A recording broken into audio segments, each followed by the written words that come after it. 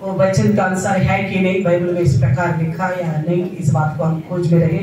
మనము వాక్యం వింటున్నప్పుడు जब हम वचन सुनते हैं, ఏ వింటున్నాం?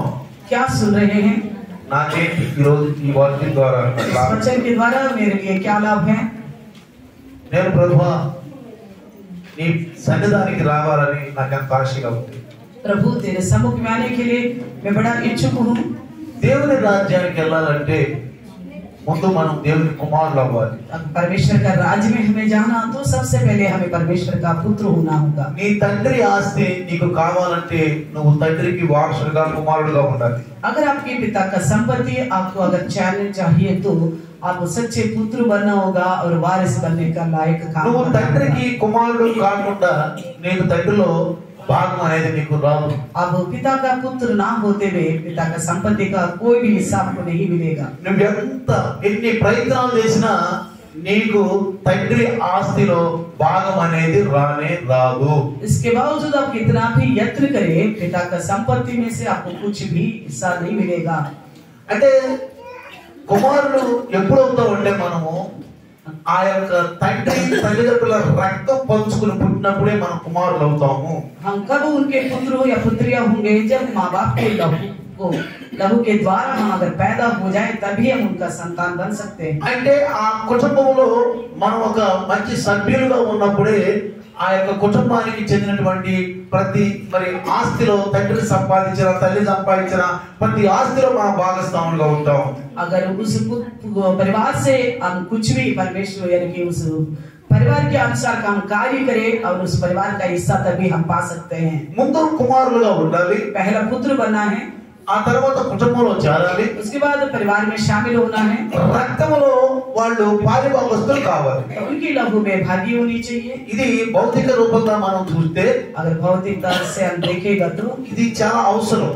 ये बहुत जरूरी है। చూడండి మన గ్రామాల్లో ఎక్కడన్నా ఎవరు కుమారుడు అని అడుగుతారు. तो गांव में भी देखिए कोई लड़का दिखेगा तो किसका लड़का है करके पूछते हैं, ఎవరు కుమార్తె అని అడుగుతారు. ये किसकी पुत्री है करके पूछते हैं, ఫలానా అని చెప్తారు. बताते हैं फलाना ఫలానా కుమార్తె, फलाने की पुत्री है करके ఫలానా बताते हैं, కుమారుడు. फलाने का बेटा है करके बताते हैं। మరి ఆంధ్రాలో అయితే ఇంటి పేర్లు కూడా ఉంటాయి. और गांव में तो आंध्र में तो घर का नाम भी अलग होता కొన్ని है। స్టేట్ లో తండ్రి పేరు ఉంటుంది, कुछ जगहों में पिता का नाम जुड़ा हुआ కొన్ని होता है, స్టేట్ లో గోత్రాల పేర్లు ఉంటాయి. कुछ जगहों में गोत्र का नाम होती है। కాబట్టి పిల్లారా, इसलिए प्रियो, ఏది ఏమైనా ఈ భూమి మీద నీకు ఒక వారసత్వం ఆ గృహంలో రావాలంటే నువ్వు ఒక తండ్రికి మరి తల్లికి పుట్టి రక్తం ద్వారా మరి ఆ యొక్క వారసత్వాన్ని పొందుకునే అధికారాన్ని ఆ కుటుంబంలో నువ్వు కలిగి ఉండాలి. किसी भी वारिस होने की आप चाहते हो तो पहले उस परिवार में उस माँ बाप का लहू के द्वारा तुम्हें पैदा होना होगा, तभी आप उनका वारिस बन सकते हो। కుటుంబము అంటే ఆధ్యాత్మికంగా చూస్తే, परिवार यानी कि आत्मिक तौर पर देखें, ఆధ్యాత్మిక కుటుంబం అంటే ఆత్మిక రూపంలో చెప్తాను, భౌతిక రూపంగా నేను చెప్పలేదు. आत्मिक रीति से बताता हूँ ना कि भौतिक रीति से। అంటే ఆత్మీయులుగా మనము కుటుంబంలో చేరడం అంటే సంఘములో చేరడం.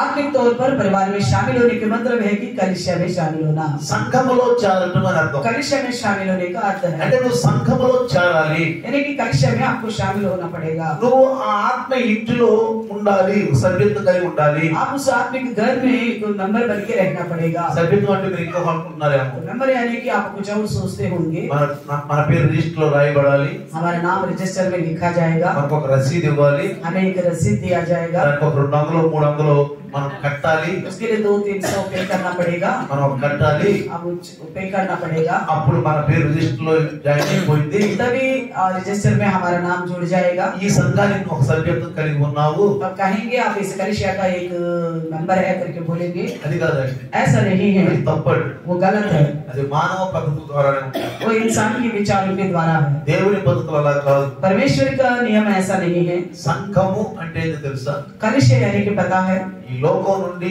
ఈ యొక్క శాపము నుండి లోక మాయ నుండి బయటికి రావటమే సంఘం. कलिसिया यानी कि संसार से, संसार की गंदगी से, संसार के विचारों से बाहर आना ही कलिसिया में आना। అంటే యేసు ప్రభు చెప్పిన మాట ఏంటంటే మారు మనసు పొందండి. मसीह के कहने की बात के अनुसार कहता है कि मन फिराव करो, మారు మనసు పొందండి मन फिराव करो। అంటే అర్థం ఏంటి? इसका मतलब क्या है? ఇదివరకు ఉన్నటువంటి దేవునికి విరుద్ధమైన మనసు ఉండకూడదు. पहले जो परमेश्वर का खिलाफ का मन है वो नहीं होनी కాబట్టి चाहिए, మారు మనసు పొందండి. इसलिए मन फिराव करो। నువ్వు దేవుని యొక్క సంఘములో నువ్వు ఒక మంచి సంఘస్థులాగా ఉండాలి. परमेश्वर की कलीसिया में एक अच्छा कलीसिया के सदस्य बन के रहना होगा. అంటే అప్పుడు నీకు కుమారుని యొక్క వారసత్వం దొరుకుతుంది. तभी आपको पुत्र होने का वारिसत्व मिलेगा. నువ్వు ఆ కుటుంబంలో ఉన్నావు కాబట్టి తల్లిదండ్రుల ఆస్తి నీకు దొరుకుతుంది. यदि आप उस परिवार में तो आपकी उस माँ बाप का संपत्ति आपको मिलेगा. వాక్యం ఏం చెప్తుందంటే वचन क्या कहती है? పరలోకములో మనకు ఒక స్వాస్థ్యం ఉంది. स्वर्ग में हमारे लिए एक मिरास है. మన స్వర్గంలో దాచిపెట్టాడు. स्वर्ग में छुपा के रखा है. దాన్ని పొందుకోవాలి మనం. उसे हमें हासिल करना है. భూమి మీద పొందుకోగలుగుతాం. क्या धरती में रहते हुए उसको पा सकते हैं? స్వర్గంలో ఉన్నటువంటి స్వాస్థ్యము, ఆత్మిక స్వాస్థ్యము భూమి మీద నుండి మనం పొందుకోగలుగుతామా, అందుకోగలుగుతామా? स्वर्ग में जो हमारे लिए मिरास रखा गया है, क्या उस चीज को हम धरती में रहते हुए पा सकते हैं? మనం పొందుకోవాలి. ऐसा नहीं पा सकते. అందుకోవాలి. ना मिलेगा हमें. అంటే ఎక్కడికి వెళ్ళాలి మనం? इसके लिए हमें कहाँ जाना ఆ होगा? స్వాస్థ్యం పొందుకోవాలంటే इस मिरास को पाने के लिए పరలోకానికి వెళ్ళాలి. स्वर्ग में जाना पड़ेगा. పరలోకానికి వెళ్తే स्वर्ग में जाने తండ్రి से సంపాదించిన స్వాస్థ్యం అంతా మనకు దొరికిపోతుంది. तो पिता जितना कमाया है वो सारा में से हमें मिरास मिलेगा. నువ్వు ఎప్పుడు వరకు ఈ పరలోకంలోకి వెళ్ళవో, जब तक आप स्वर्ग में नहीं जाओगे, నువ్వు సంపాదించుకున్న సంపాదనకి నీకు ఆ ప్రతిఫలం అనేది దొరకదు. आपने जो कमाया है उसका प्रतिफल आपको नहीं मिलेगा. నువ్వు పరలోకానికి వెళ్ళాలంటే अगर आप स्वर्ग जाना है, భూలోకంలో इस धरती में దేవుని యొక్క కుమారుడైన యేసు ప్రభు परमेश्वर का पुत्र यीशु मसीह మనకు ఒక స్వాస్థ్యం ఇచ్చాడు. हमारे लिए एक मिरास देके गया, సంఘం సహవాసం ఇచ్చాడు. एक कलिसिया और संगति दिया. కాబట్టి మీరు అందరూ చూస్తే మత్తయి సువార్త 16లో ఏమన్నాడు? సంఘం కడుతున్నాను అన్నాడు. इसलिए कहा कि मत्ती की 16 में मैं एक कलिसिया बनाता हूँ. సంఘం కడుతున్నాను. कलिसिया సంఘం बनाता हूँ. అంటే ఒకటిగా చేరి, कलिसिया यानी कि एक साथ इकट्ठा होकर, ఒకటిగా చేరి इकट्ठा होकर దేవుని వాక్యం వింటుము. परमेश्वर का वचन सुनना. ఒకటిగా చేరాలి మనం. पहले हम सब एकत्रित होना है, इकट्ठा होना है, ఒకటిగా చేరి దేవుని వాక్యం వింటుము. इकट्ठा होकर प्रभु का वचन सुनना है. కాబట్టి ఈ రోజు इसलिए ఆ పరలోకంలో ఉన్నటువంటి దేవుని యొక్క స్వాస్థ్యాన్ని పొందుకోవడానికి మొట్టమొదటిగా మనం కుమారులుగా పుట్టాలి.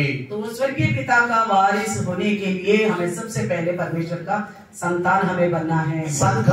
సంఘములో చేరాలి. उसके लिए कलिसिया में शामिल होना है. దేవుని యొక్క రక్తం, ఆ కుమారుని యొక్క రక్తంతో కడగబడాలి. तो पुत्र की लहू के द्वारा धुलना होगा. ఈ మూడు విషయాలు నీకు కావాలి. ये तीनों विषय आपके अंदर होना चाहिए. ఒకటేంటి? पहली बात, నువ్వు కుమారుడుగా ఉండాలి. आप पुत्र बन के रहना है, దేవుని కుమారుడుగా ఉండాలి. परमेश्वर का पुत्र बन के रहना రెండవది, है. दूसरा, సంఘములో చేరాలి. कलिसिया में शामिल होना होगा. మూడవది, तीसरा, దేవుని యొక్క కుమారుని యొక్క రక్తం ద్వారా కడగబడాలి. परमेश्वर का पुत्र का लहू के द्वारा धुलना है. ఈ తీరు విషయం మనలో లేవద్దు. अगर ये तीन बातें हमारे अंदर नहीं है, పరలోకం ఉన్న స్వాస్థ్యం మనకు దొరకదు. स्वर्गीय वो विरास हमको नहीं मिलेगा. మన యొక్క పరుగు ఏంటంటే हमारा दौड़ इसलिए है, పరలోక స్వాస్థ్యాన్ని పొందుకోవాలి. तो स्वर्गीय उस मिरास को पाने के लिए, పరలోక యొక్క స్వాస్థ్యంగా పొందుకోవాలంటే स्वर्गीय स्वास्थ्य को पाने के लिए దేవుని మాట వినాలి. परमेश्वर का बात मानना होगा. చూడండి, देखिए బైబిల్లో बाइबल ग्रंथ में కొండ మీద ప్రసంగం, पहाड़ के संदेश को देखिए. पहाड़ के యేసు ప్రభువు వారు मसीह यीशु సువార్త అందించడానికి వచ్చినప్పుడు जब सुसमाचार सुनाने गया కొండ था, మీదకి ఎక్కారు. सबसे पहले पहाड़ पर चढ़ा, అంటే ఎత్తైన ప్రదేశానికి ఎక్కారు. यानी कि ऊंचे स्थान पर चढ़ गया है, అంటే అందరూ ఆయన కనపడుతున్నారు. ताकि सब उनको दिखाई दे. అందరూ ఆయన కనపడుతున్నారు. सब के सब उनको दिखाई दे ఆ रहे ఎత్తైన స్థలం మీద थे. उस ऊंचे स्थान पर అంటే శిష్యులు ఉన్నారు, चेले थे, అనేకమైన ప్రజలు వచ్చారు. कई सारे लोग आए हुए थे. వాళ్ళందరూ కూర్చుని వింటున్నారు. वो सब के सब बैठ के सुन रहे थे. వాళ్ళందరూ ఏం చేశారు?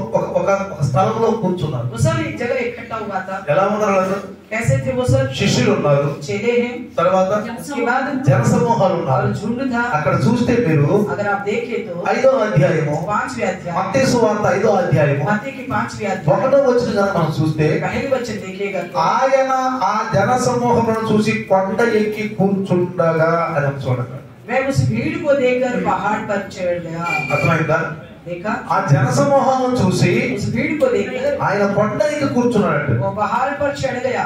కొండ ఎక్కి ఎందుకు కూర్చున్నాడంటే पहाड़ पर क्यों चढ़ के बैठा है? కొన్ని విషయాలు వాళ్ళకి బోధించాలి. कुछ बातें उनको संदेश देना था. దేవుని యొక్క వాక్కులు వాళ్ళకి అందించాలి. परमेश्वर की बातें उन तक पहुंचाना ఆ था. వాక్కులు వాళ్ళ దగ్గరికి ఆయన చేరవేయాలి. और वो वचन उनके कानों तक पहुंचना था. ఇప్పుడు ఈ రోజు आज हम దేవుని వాక్యం మన చెవి దగ్గరికి రావాలండి. परमेश्वर का वचन हमारे कानों तक पहुंचना है। దేవుడు మనకు చెవులు ఇచ్చారు. परमेश्वर ने ही हमें कान दिया है। ఈ చెవుల దగ్గర దేవుడి వాక్యం వచ్చినప్పుడు इस कान तक परमेश्वर का वचन जब ఆ आएगा, వాక్యం ఎక్కడికి వెళ్తుంది? वचन कहाँ जाएगा? ఆ ఎన్న వాక్యం మన హృదయంలోకి వెళ్తుంది. वो सूर्य वचन हमारे हृदय में जाएगा। మీరు ఆహారం నోటితో చెప్తారు కదా, खाना तो मुंह से खाते हो ना, తిన్న తర్వాత ఎక్కడికి వెళ్తుంది ఆహారం? खाने के बाद कहाँ जाती है खाना? కడుపులోకి వెళ్తుంది. पेट में चला जाएगा। కడుపులో దగ్గర అవయవాలు ఉంటాయి. तो पेट के अंदर कई सारे भाग हैं, వెళ్ళి जाकर అది ఏ పని చేయాలో ఆ పని చేస్తే నువ్వు ఆరోగ్యంగా ఉంటావు. तो वो जो काम करना था अंदर जाके वो काम करने से ही आप अच्छे बने रहोगे, నువ్వు ఆరోగ్యంగా ఉంటావు. आप तंदुरुस्त रहोगे। లేకపోతే ఏం చేస్తావు? नहीं तो क्या होगा? డాక్టర్ దగ్గరికి వెళ్తావు. डॉक्टर के पास जाना पड़ेगा। ఎక్కడికి వెళ్తావు? कहाँ जाओगे? డాక్టర్ దగ్గరికి వెళ్తావు. डॉक्टर के पास जाना నాకు होगा। ఆరోగ్యం బాగాలేదు, मेरा तबीयत ठीक नहीं है। అయ్యా నేను నాకు ఆహారం సరిగా నా సాక్షి చెప్పారు మన సిస్టర్, దేశీ సిస్టర్. जैसे ग्रेसी सिस्टर ने गवाही बताई थी, నాకు ఆకలి అవ్వట్లేదు, मुझे भूख नहीं लग रहा है, సరిగా అరాయింపు లేదు. हजम नहीं हो रहा है। మరి అర్థమైంది, ఇప్పుడు చూడండి చక్కగా మరి ఆహారం తినగలుగుతుంది, మంచిగా అరాయింపు వచ్చింది. आप देखिए अच्छी तरह भूख लग रही है, हजम भी हो रहा है। అర్థమైందా? समझ में आ అంటే रहा है? దేవుని వాక్యం నీ చెవుల్లోకి వెళ్ళి దాని నుంచి నీ హృదయంలోకి వెళ్ళినప్పుడు परमेश्वर का वचन जब तुम्हारे कान में जाएगा और वहां से तुम्हारे हृदय में जाएगा, అది నీ బాడీలోకి వెళ్ళినప్పుడు जब आपके शरीर में जाएगा, నీ బాడీలో ఆ వాక్యం పనిచేయడం మొదలు పెట్టాలి. तुम्हारे देह में वो वचन काम करना शुरू करना నీ है। ఆలోచనలు గాని, तुम्हारा सोच भी हो, అంటే నీ తలంపులు, आपका सोच, నీ మాటలు గాని, आपकी बातें, నీ చేతులు గాని, आपके कार्य, నీ ఆలోచనలు గాని, आपका सोच, నీ క్రియలు గాని आपका काम దేవుని అనుసారంగా ఉంటాయి. परमेश्वर के अनुसार ही होगा। దేవుని అనుసారంగా ఉంటాయి, परमेश्वर का अनुसार ही होगा, లోకానుసారంగా ఉండవు. संसार के से अनुसार ही ఎట్లా నువ్వు होगा। ఆహారం తింటే అరాయింపు అయిపోతే నువ్వు మంచి స్వాస్థ్యంగా మంచి ఆరోగ్యంగా ఉంటావో, ये सब खाना खाने से हजम हो जाता है तो ऐसे में आप बिल्कुल तंदुरुस्त रहोगे। అట్లానే इसी प्रकार దేవుని వాక్యం నీ చెవులోకి వెళితే, परमेश्वर का वचन अगर आपके कान में पहुंचेगा, హృదయంలోకి వెళ్ళినప్పుడు फिर हृदय में जाएगा, ఆ వాక్యం ఏం పని చేస్తుందండి? वो वचन क्या काम करेगा? నీ అవయవాలన్నీ మార్చుతుంది. आपके सारे अंगों का विचारों को बदल डालेगा। ఒక రోజు ఇక్కడికి వస్తావు, एक दिन आप यहाँ आओगे, ఎక్కడి నుంచి ఉంటావు, यहाँ खड़ा हो जाओगे, ఏమంటారు? क्या कहोगे? మొదట్లాగా నేను లేదు, मैं पहले जैसा नहीं हूँ, మారిపోయాను, मैं बदल चुका हूँ, నా అలవాట్లు మారిపోయాయి, मेरी आदतें बदल गई है, నా ఆలోచనలు మారిపోయాయి. मेरा सोच बदल गया है। మొదట నేను దేవునికి ఇప్పుడు నేను పూర్తిగా లోబడిపోను. अब मैं परमेश्वर की आगे पूर्ण रूपी से झुक जाता అంటే हूँ। ఇదే వాళ్ళకి కానీ చూసే వాళ్ళకి కానీ నీలో ఒక మారు మనసు ఉందని గమనిస్తారు. यानी कि सुनने वाले और देखने वाले ये समझ पाते हैं आपके अंदर कुछ बदलाव आ गए हैं। నువ్వు ఇక్కడికి వచ్చి అప్పటి వరకు అందరి ముందు చెప్పవు, जब तक आप यहाँ के गवाही नहीं बताओगे, నీలో కొంచెం మార్పు కావాలనే దేవుడు చూస్తూ ఉంటాడు. तो परमेश्वर चाहता है कि आपके अंदर कुछ बदलाव आए। ఆ మార్పు నేను చూడటం కాదు, ఇక్కడున్న సంఘస్థులు మన సహోదరులు సహోదరి మనులు అందరూ కూడా చూడాలి. तो बदलाव केवल मेरा ही देखना नहीं है, यहाँ जितने हैं भाई बहन सबको देखना होगा। నీ యొక్క సాక్ష్యం నీ జీవితాన్ని చూపించు, आपकी गवाही आपकी जिंदगी को दिखाओ, చూపించు. दिखाओ। నువ్వు చూపిస్తే अगर ऐसे दिखाने से అందరూ అనుకుంటారు, सब सोचेंगे నేను కూడా మారాలి, हाँ मुझे भी बदलना चाहिए, నేను కూడా మారాలి. मुझे भी बदलना चाहिए। ప్రియులారా, प्रिय రండి ఇక్కడ వాక్యం చూద్దాం. आइए वचन देखेंगे। మత్తయి సువార్త मत्ती सुसमाचार 5వ అధ్యాయము 5वें अध्याय 9వ వచనం కనుక చూస్తే, वचन 9 देखेगा तो సమాధాన పరచువారు ధన్యులు, వారు దేవుని కుమారులు అనబడుదురు. धन्य है वे जो मेल कराने वाले हैं, पर क्योंकि वे परमेश्वर के पुत्र कहलाएंगे। ఎవరండి వీళ్ళు? कौन है ये? సమాధానంగా ఉన్నవాడు, సమాధాన పరిచేవాడు. वो मेल कराने वाले, సమాధానంగా ఉంటారు అందరూ, सबके सब मेल मिलाप से होनी चाहिए। సమాధాన పరిచేవారుగా ఉంటారు. तो मेल कराने वाले होना चाहिए, ఒకరితో ఒకరు సమాధానంగా ఉంటారు. एक दूसरे के साथ मेल मिलाप से ఇప్పుడు रहना। దేవుడు అంటే ఎవరని చెప్పండి? अब परमेश्वर का मतलब कौन है बताइए? సమాధానం. मेल मिलाप। ఎవరు దేవుడు అంటే? कौन है परमेश्वर? దేవుడు అంటే సమాధానమే. परमेश्वर का अर्थ है मेल मिलाप से रहना। కానీ ఎక్కడ ఉంటాడు? वो कहाँ है? చూడండి, ఇక్కడ కనుక మనం చూస్తే देखिए ఇక్కడ 6వ అధ్యాయము, 6ठी अध्याय మత్తయి సువార్త 6వ అధ్యాయము, मत्ती 6ठी अध्याय ఇక్కడ 6వ వచనం చదివితే 6 में देखने से ఇక్కడ ఏమనుందంటే, क्या लिखा गया है? 6వ అధ్యాయంలో, అప్పుడు రహస్యమందు చూచు నీ తండ్రి నీకు ప్రతిఫలమిచ్చును. तब तेरा पिता जो गुप्त में देखता है तुझे प्रतिफल देगा। మత్తయి సువార్త 6వ అధ్యాయము 6వ వచనం కనుక మనం చదివితే, मत्ती की 6ठी अध्याय 6ठी वचन में आखिरी में देखेगा तो అప్పుడు, तब, ఎప్పుడండి? कब, ఎప్పుడు చూస్తాడు? कब देखेगा? నువ్వు సమాధానంగా ఉంటే, अगर आप मेल मिलाप से रहोगे, నువ్వు సమాధానం పరుస్తూ ఉంటే, आप मेल मिलाप कराते रहोगे, అప్పుడు దేవుడి దగ్గర ఉన్నట్టే. ऐसे नहीं मानो परमेश्वर आपके साथ है। దేవుడు ఎవరండి? परमेश्वर कौन है? సమాధానకర్త. मेल मिलाप कराने वाला। దేవుడు ఎవరు? कौन है? సమాధానకర్త. शांति का दाता ఇక్కడ है। देखिए యేసు ప్రభు ఏం చెప్తున్నాడంటే यीशु क्या कहता है? అప్పుడు రహస్యమందు చూచు నీ తండ్రి నీకు ప్రతిఫలం ఇచ్చును. तब तेरे पिता जो गुप्त में देखता है तुझे प्रतिफल देगा। నువ్వు ప్రార్థన చేయి, आप प्रार्थना करो, ఉపవాసం ఉండు, उपवास रखो, నువ్వు వాక్యం చదువు. वचन पढ़ो। ఎప్పుడు ఉంటాడు నీతోటి దేవుడు? कब रहेगा परमेश्वर आपके साथ? అప్పుడు. तब। ఎప్పుడు? कब? భార్యాభర్తలు సమాధానం ఉండాలి, पति पत्नी मेल मिलाप से रहना है, ఇంట్లో కూడా సమాధానం ఉండాలి. घर में भी मेल मिलाप से रहना है। దేవుడు అప్పుడే నీ ఇంట్లో ఉన్నాడు. तभी परमेश्वर आपका घर में है। నీ ఇంట్లో దేవుడు ప్రత్యేకంగా ఏదో ఒక ఆకారంతో వచ్చి ఉంటాడని అనుకోబాకండి. ये नहीं सोचना परमेश्वर कुछ अलग तौर पर कोई आकार लेके आपके अंदर आपके घर में रहेगा। నీ ఇంట్లో వచ్చి ఒక ఆయన కుర్చీ వేసాడట. किसी ने अपने घर में कुर्सी डाला है, కుర్చీ వేసి యేసు ప్రభు వచ్చి కూర్చున్నాడు.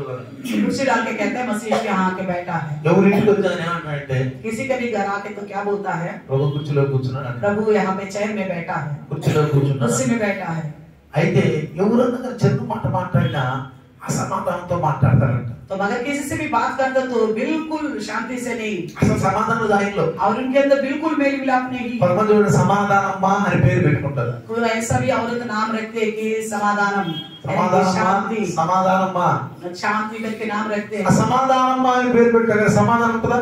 तो शांति है, समाधान करके रखते हैं ना, उनके पास शांति है। उनका कोई मेल मिलाप है సమాధానం ఉంటుందా? होता है, సమాధానం ఉండదు. कोई भी मेल मिलाप नहीं है। పేరు పెట్టుకున్నారు కానీ సమాధానం లేదు. नाम तो होती है मगर ऐसे शांति नहीं है उनके पास।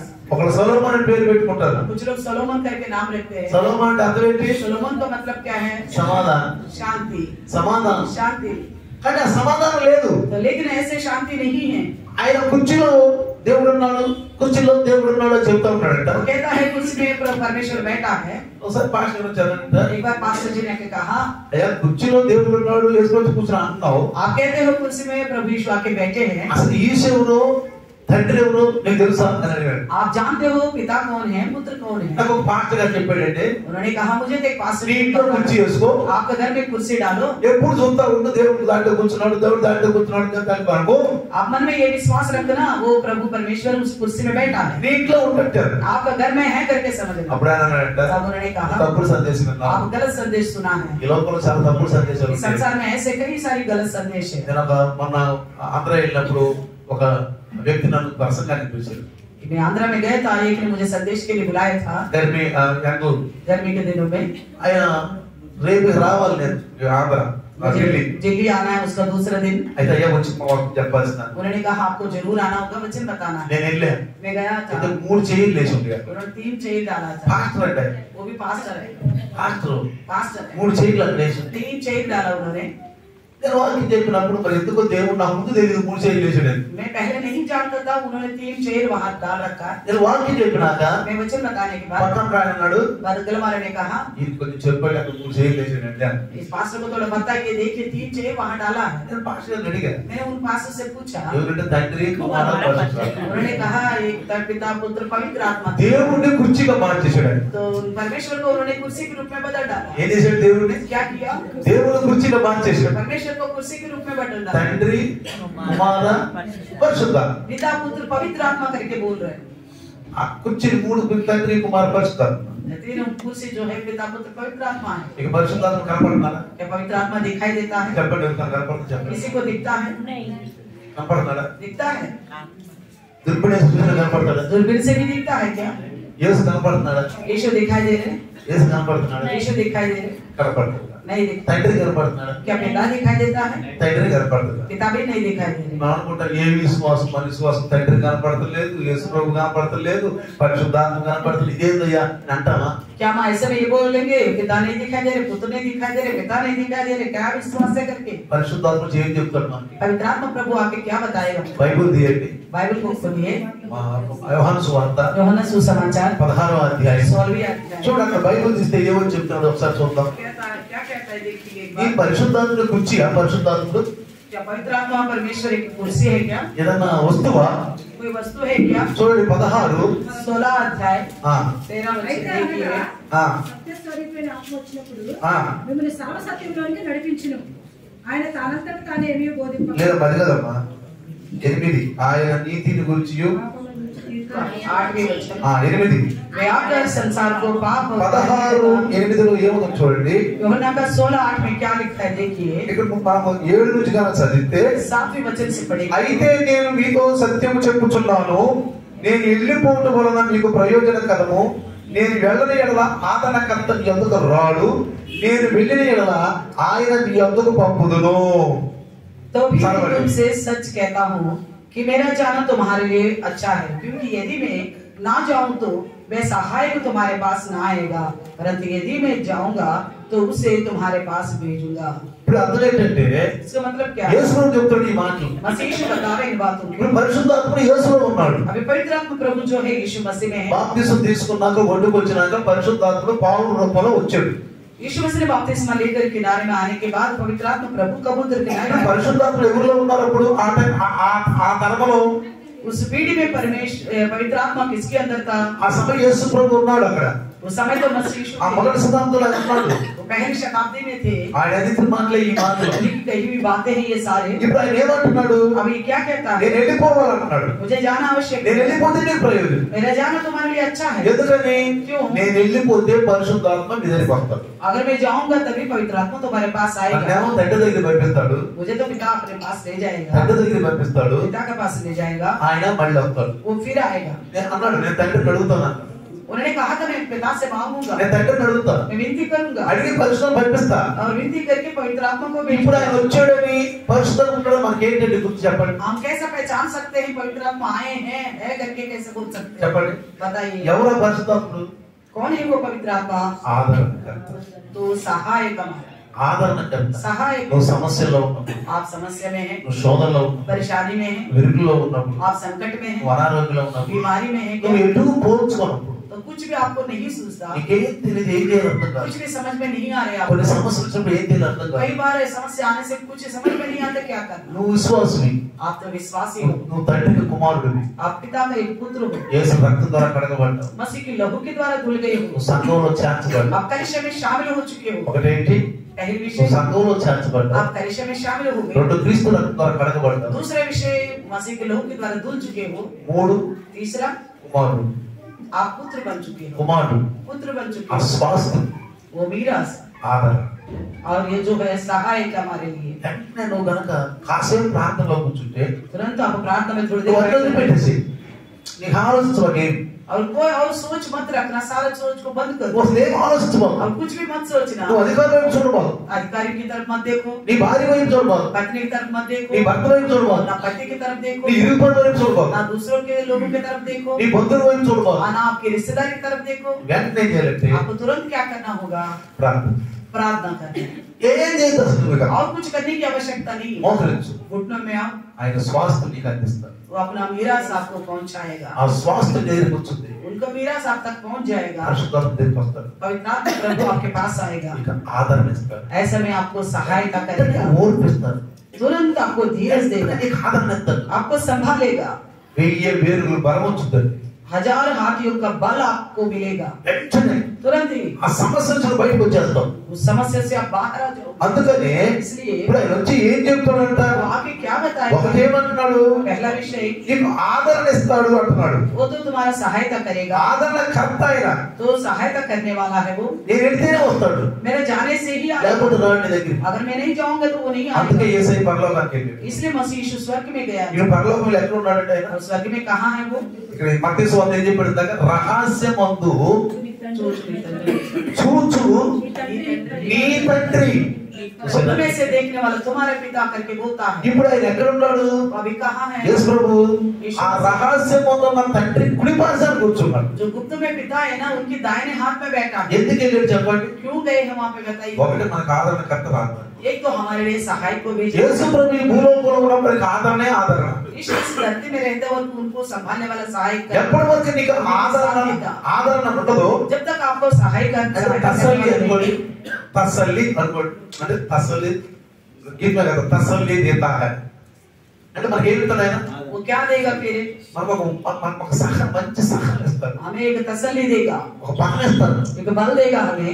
వెంటనే ప్రభువులో ఒక కమిట్మెంట్ కూడా ఇస్తాడు మనకి. तो प्रभु के साथ एक वाचा बांधने का मन भी देगा. మనలో ఉన్న లోటులతో కూడా చెప్తాడు. तो हमारे अंदर की कमियों को लेके भी बताएगा. చూడు ఇక్కడ ఏమంటున్నాడు, देखिए यहाँ पे क्या कहता है. ఒకటి యేసు ప్రభువు పరలోకానికి వెళ్ళాడు, ఆదరణకర్త వచ్చాడు. यीशु मसीह स्वर्ग में गया है और सहायता करने वाला आ गया. రెండోది ఈ ఆదరణకర్త మనకి ఏం చేస్తాడు మన దగ్గరికి వచ్చి, तो हमारे संभालने वाला ये सहायक आगे क्या అంటే करेगा. పరిశుద్ధాత్ముడు यानी कि पवित्र आत्मा ఏం చేస్తాడు, क्या करेगा. చూడండి ఇక్కడ ఏం చేస్తున్నాడు. देखिए क्या करेगा. ఒకటి ఏమన్నా తెలుసా, पहला विषय क्या बोलता है.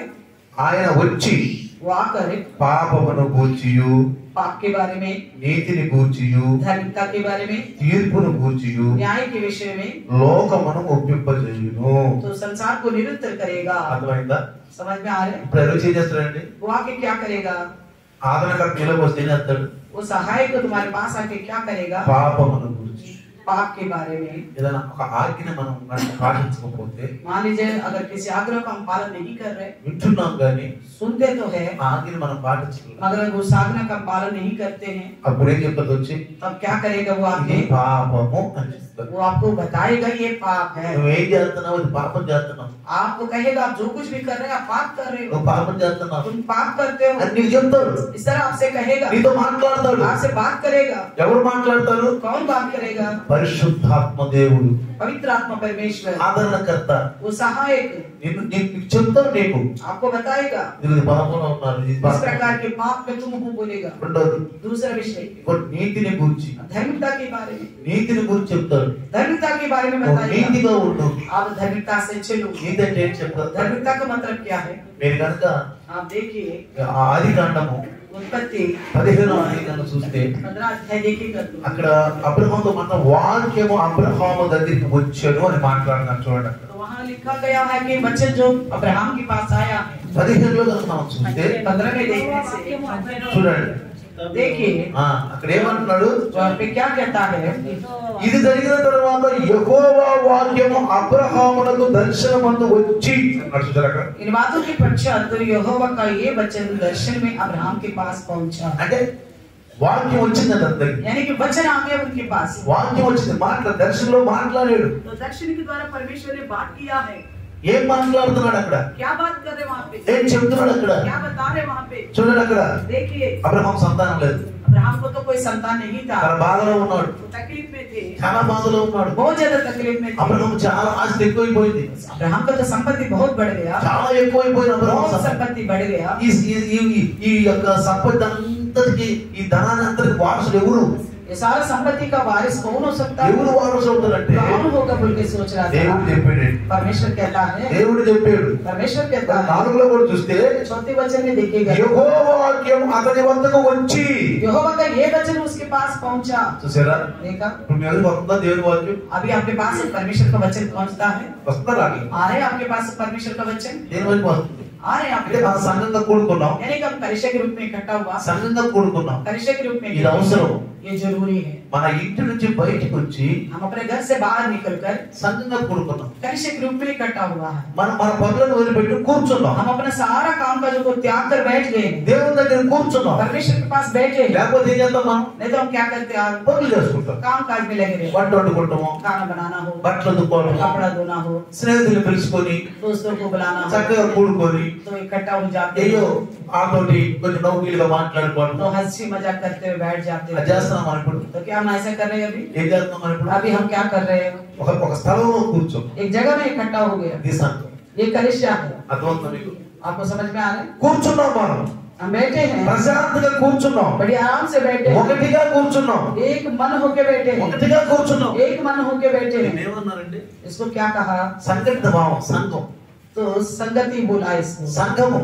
कलिशा. నీ గదిలో లేవు, आप अपना कमरे में नहीं हो, నీ పార్కులో లేవు, आप कोई ना पार्क में हो, నీ లోన్లో లేవు, आप ना कोई अपने घर बाहर हो, बगीचे में हो, నువ్వు కిచెన్ లో లేవు, ना किचन में हो. నువ్వు ఎక్కడ ఉన్నావంటే आप अभी कहाँ हो. దేవుని సన్నిధి ఎదురుగా కూర్చో. परमेश्वर के सम्मुख में बैठे हो. దైవ దాసుల ద్వారా జీవవాక్కులు మన దగ్గరికి వస్తున్నాయి, प्रभु के दास के द्वारा जीवन की वचन हमारे पास మన पहुंचा. చెవులకు వస్తున్నాయి, हमारे कान में पहुंच మన गए. హృదయంలోకి వెళ్ళాలి, हमारे हृदय में जाना మనలో है. మార్పు రావాలి, हमारे अंदर बदलावट आना है. మార్పు రావాలి. बदलावट आना है. అందుకే చూడండి, इसलिए देखिए ఎప్పుడైతే అబ్రహాం తోటి దేవుడు మాట్లాడే వాక్యం ద్వారా जैसे परमेश्वर ने वचन के द्वारा अब्राहम से बात किया. ఏమన్నాడు అక్కడ, क्या कहता है. అబ్రహాం ఏమైతే అన్నాడో అబ్రహాం మాటకి సహమతులు ఉంటలా ప్రభు దేవుడు. अब्राहम ने जो कुछ बताया है उस बात का परमेश्वर सहमति नहीं हो रहे. అయ్యాడా?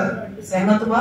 అవును. नहीं हो रहा. మనం ఎన్నో మాటలు మాట్లాడుకోవచ్చు, हम कई सारी बातें बोल सकते हैं, మనం ఎన్నో పనులు చేసుకోవచ్చు, कई सारा काम भी कर सकते हैं. అయ్యే మన దేవుడు మాట్లాడుకుంటాం. तो उन्हीं बातों को हम सोचते हैं ये परमेश्वर का ही है మేము దేవుళ్ళో ఉండాం అనుకుంటాం. और ये भी सोचने में मजबूर हो जाता है परमेश्वर అబ్రహాం కూడా ఏమంటున్నాడు? अब अब्राहम भी क्या कहता है? నీకు బిడ్డ పుడతాడంటే आपका संतान होगा बोलने से ఎలియాజరు నా ఇంటి ఆస్తి కర్తవ్యుడు కదా कहता है ये एलियाजर ही तो मेरा वारिस होगा ना. ఒప్పుకుంటున్నాడా? क्या मान रहे इस बात को? ఒప్పుకుంటున్నాడా? मान रहे ఒప్పుకోవట్లేదు. नहीं मान रहे. దేవుడి వాక్యం వచ్చింది परमेश्वर का మాట్లాడుతున్నాడు. वचन आया बात कर रहे మీ దగ్గర దేవుడి వాక్యం వస్తుంది, हैं. आपके पास परमेश्वर का वचन आता है. వాక్యం వింటే अगर वचन सुनेगा, వాక్యం వింటే నీ హృదయంలోకి వచ్చేస్తుంది. अगर सुनेगा तो ही आपका हृदय में बैठेगा. నువ్వు హా అంటే మార్పు వచ్చింది, కాదు అంటే మార్పు రాదు. अगर आप हाँ बोलने के से आपके अंदर बदलावट आएगा, अगर आप इनकार करोगे तो बदलावट नहीं आएगा. నీలో అది హామ్ పడ్డాను అద్భుతంగా నీలోకి వచ్చి జ్వరపడ్డావు. तो अचानक कोई अजूबा के जैसा आपके अंदर प्रवेश नहीं करेगा. నీలోకి వాక్యం వస్తున్నప్పుడు अगर आपके अंदर वचन आता है, నువ్వు ఒప్పుకోవాలి వాక్యాన్ని. उस वचन को आप स्वीकारना है, నువ్వు నమ్మాలి. उस पर भरोसा करना है. నీ నమ్మిక కొరకే ఈ వాక్యం. आपके भरोसे के लिए ही ये ఆ वचन है. వాక్యం అబ్రహాం దగ్గరికి వచ్చింది. वो वचन अब्राहम के पास आई है. అబ్రహాంతో మాట్లాడబోతుంది. अब्राहम से बात कर रहे हैं. 5వ వచనం మనం చూస్తే, इसी में 5 సారీ वचन, 4వ వచనం మనం చూస్తే, इसमें 4था वचन देखिएगा तो వాక్యము యెహోవా వాక్యము అతని ఎదుగు వచ్చి, అతడు నీకు వారసుడు కాడు, నీ గర్భవాసమున పుట్టబోతున్న వాడే నీకు వారసుడు అని చెప్పాను. तब यहोवा का ये वचन उसके पास पहुंचा, ये तेरा वारिस ना होगा, तेरा जो निज पुत्र होगा वही तेरा वारिस होगा. ఇంకోడు ఏమన్నాడు చూడండి. और देखिए और क्या कहता है, ఇంకేమన్నాడు? और क्या कहता है, నువ్వు వెలుపలికి వచ్చి వెలుపలికి రా. వెలుపలికి వచ్చినప్పుడు చూపించాడు, ఆకాశము తెరిచి నక్షత్రము లెక్కించడానికి నీ చేతనైనంత వరకు లెక్కించమన్నాడు. చూడండి. तो कहता है उसको बाहर बुलाया और कहता है आकाश की ओर दृष्टि करके तारागण को गिन, क्या तू उनको गिन सकता है? అది నీ సంతానం అవుతుందన్న. उतना तेरा संतान होगा. అంటే నీ సంతానం నక్షత్రంలాగా అవుతుందండి. तो तेरे संतान जो है तारागणों के बराबर होगा. అంటే ఇప్పుడు వాక్యము మనలోకి వచ్చి ఏం చేసి చెప్పండి. तो ऐसे में वचन हमारे अंदर आके क्या करेगा बताइए? వాక్యం ఏంటి? శబ్దం. वचन तो शब्द है. ఇప్పుడు దైవదాసుడు మాట్లాడుతున్నాడు. अभी प्रभु का दास बोल रहे हैं आपसे. చెవు గలవాడు ఇనును గాక. इनके कान हो वो सुन ले. మీకు చెవులు ఉన్నాయి, आपके पास कान మీ है, దగ్గరికి వాక్యం వస్తుంది. आपके पास वचन पहुंच रहे हैं. అందరికి వస్తుందిగా. आ रहे हैं ना सबके पास. కొంతమంది స్వీకరిస్తున్నారు, కొంతమంది స్వీకరిస్తున్నారు. कुछ लोग इसको स्वीकारते हैं, कुछ नहीं स्वीकारते हैं.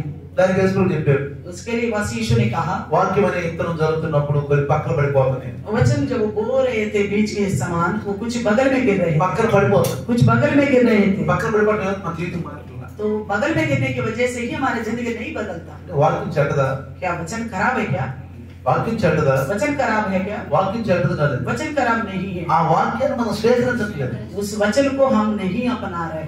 చక్కగా మీ ఇంట్లో మంచిగా సిస్టర్ మంచి ఆహారం వండింది అనుకోండి. मान लीजिए आपके घर में बहुत अच्छा खाना बनाया మీ गया है. ఇంట్లోకి ప్రవేశించగానే మంచి వాసన వస్తుంది. आप घर में पहुंचते ही अच्छी खुशबू आ रही ఈ है, రోజు నా భార్య మంచి వంట వండింది, तो आप समझो कि मेरी पत्नी ने अच्छा खाना बनाई है. మజా అయ్యగా అన్నారు అనుకోండి. तो आप सोचे कि मजा आ गया, బా మంచి ఈరోజు ఆనందంగా అన్నారు. तो बस आज तो मजा आ ही गए करके सोचेगा. నువ్వు తినలేదు అనుకోండి. फिर मगर खाया नहीं, ఏదో ఒక కారణం చేత తినలా. कोई ना कोई कारण से नहीं खाया. అప్పుడు నీకు ఈ ఆనందం ఏమైపోయింది? तो ऐसे में आपका जो आनंद सब कुछ क्या हो गया? ఏమైపోయింది? क्या हुआ आपके आनंद का?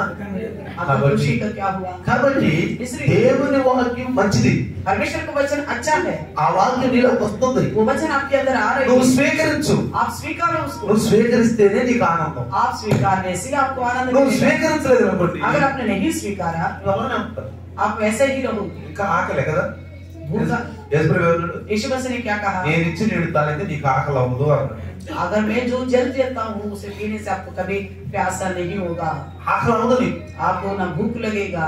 నీకు మంచి తృప్తిని ఇస్తుంది. प्रभु आपको अच्छा तृप्त देगा, ఒక ఆదరణ ఇస్తుంది. एक आदरण देगा, నీకు ఒక ఆదరణ ఇస్తుంది. आपको संभालेगा. అందుకే అన్నాడు వాక్యం, इसलिए कहता है నువ్వు वचन, పాపం చేయవద్దు आगे को पाप मत करो. కాబట్టి పరిశుద్ధ వచ్చి ఏం చెప్తాడు మనకి? इसे पवित्र आत्मा के क्या बताए? ఒకటి పాపాన్ని గురించి చెప్తాడు, एक तो पाप के बारे में बताएगा, రెండోది నీతిని గురించి చెప్తాడు. दूसरी धर्मता के बारे में ఇప్పుడు నీతి बताएगा. అంటే ఏంటి తెలుసా? धर्मता का मतलब पता है. ఎప్పుడైతే ఆయన ఆ యొక్క నక్షత్రాలన్నీ లెక్కేయమన్నాడో, जैसे परमेश्वर ने कहा सारे तारा गणों को गिनो. ఇక చూడేమో రాయబడిందో 6వ వచనంలో, देखिए 6वां वचन में क्या लिखा गया है? అతడు యెహోవాను నమ్మెను, అది అతనికి నీతిగా ఎంచబడెను. उसने यहोवा पर विश्वास किया और यहोवा ने उस बात को उसको लेखे में धर्मी गिना। ఇప్పుడు నువ్వు నీతిమంతుడు కావడం అంటే అర్థం ఏంటి? ఇక్కడ आप धर्मी बनने का मतलब क्या है? నువ్వు 40 రోజులు ఉపవాసం, आप 40 दिन भी उपवास रखो, 3 గంటల ప్రార్థన చేయి, 3 घंटे भी प्रार्थना करो, ఇక నువ్వేమన్నా చేయి, आप कुछ भी करो, నువ్వు నీతిమంతుడువా? क्या धर्मी बन सकते हो? చెప్పండి. बताइए। ఉపవాసం ఎందుకు మనం फिर उपवास क्यों रखे हैं? ఎందుకు ఉంటాం? చెప్పడం మనం क्यों रखते हैं उपवास? बताइए।